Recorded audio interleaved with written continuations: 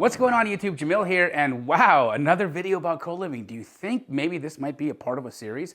It is, and yes, this is video number 3 in my co-living series, and it was made in response to some of the DMs that I got from people asking me about the great pivot, where I talked about pivoting fix and flips into co-living, and no one could really understand how you could pivot a luxury fix and flip into co-living. And then I realized, oh my goodness, everybody thinks there's just one type of co-living, and there's not! There's actually 4 different types of co-living properties, and in this video, we're gonna dive in.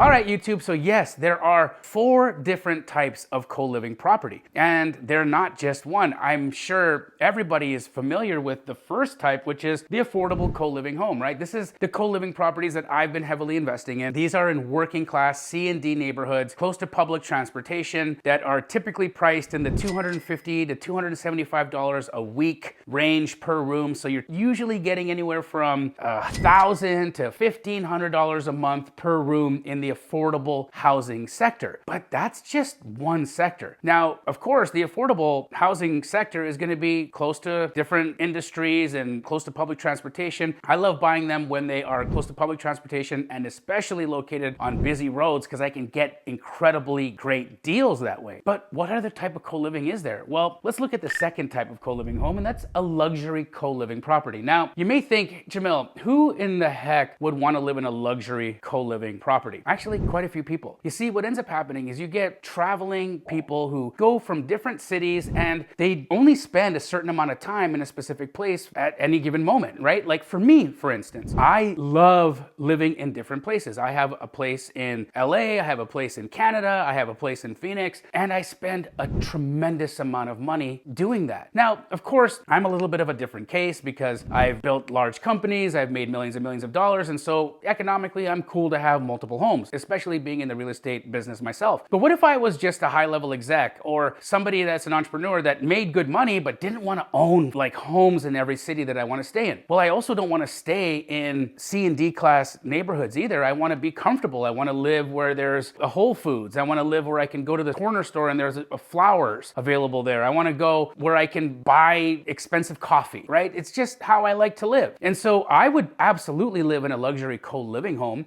where I had my own space, my own place where I could lock the door, I could keep my things there, and I could fly into town, I could stay there, do my business, handle my stuff, and then leave and then go to the next city that I'm spending time in. So there are a lot of luxury co-living properties. In fact, there are groups out there right now who are focusing solely on the luxury co-living model. Now, you're talking major differences in pricing. You can get up to $1,000 a week. That's right, $1,000 a week per room, depending on how luxurious your co-living property is. And so the more luxurious, the more you'll get. Like if you're in a $5 million house and you're renting out a room, you're probably going to get about $1,000 a week. And so this is a great opportunity for you to increase your money. And if you're sitting on a luxury flip, or if you have a luxury property and you don't know what to do with it, you could maximize the returns that you're getting and turn it into a luxury co-living home. Let's look at the next type. So communal. Now this one is an interesting type because co-living solves a really incredible problem. The problem of connection. And we have a loneliness epidemic in the United States. In fact, in most of the Western world right now. People are disconnected. People are not hanging out with each other. People with shared interests aren't meeting one another. And so the communal co-living property is such an amazing way to bridge that gap. Imagine if you were really interested in yoga. Wouldn't it be cool for you to live in a co-living home with 4 or 5 other yogis? People who had shared interests, shared diet, shared places of work, shared modes of transportation, shared visions and ideas on politics or even just spirituality and whatnot. There are so many different ways, so many different little communities that people form together. In fact, in the sub 2 community, there are people living together in a co-living home. It's the sub 2 co-living home. And so that community now has its own co-living property. That's a pretty cool thing. And so any little micro community out there could have their own co-living homes that serve that micro community. So think about it. What micro communities do do you belong to? Where are you frequenting, and what similar interests and things do you have where you might be able to offer housing to that specific community and maximize your returns, minimize your headaches, and offer people who all have shared common ideas, goals, values, beliefs, even interests to be able to stay together so that they can explore the commonalities that they have with one another. What a beautiful thing. And this is a great way for us to create and also foster greater connections, greater community. So I think communal co-living is definitely on the come up. It's been happening in Europe for ages, but right now in the West, as we are so disconnected to each other, I feel like the community co-living model is going to really start to see some fire underneath it within the next couple of years. And then lastly is the niche, right? The different niches. And what I mean by niches is nursing housing, right? So like student housing, where you've got these demographics of people that all want to have a place to live. And so you could either do this in workforce, you could do this in vocation. It is up to you. Those little niches really are an important play because let's just say, for instance, you want to service the people who are all working at an Amazon warehouse. We have co-living homes very close to an Amazon warehouse in Phoenix, Arizona, and everybody who lives in that specific co-living home works at Amazon. And they carpool together, they eat together, they talk Amazon together, all the things. And so this work for housing, these little niches, they really help you keep retention, they help with just maintenance, they help with having lack of problems in the home because you have all these people that have the commonality of the niche. Same thing is happening with nursing housing, same thing is happening in other different types of niches and classes. And so if you're looking specifically how to fill these, you want to see the different sectors that have large populations of people in it. Workforce, oil field, anything blue collar, if there is a factory or a plant making microchips, building air conditioners, you name it. Niching down will really help you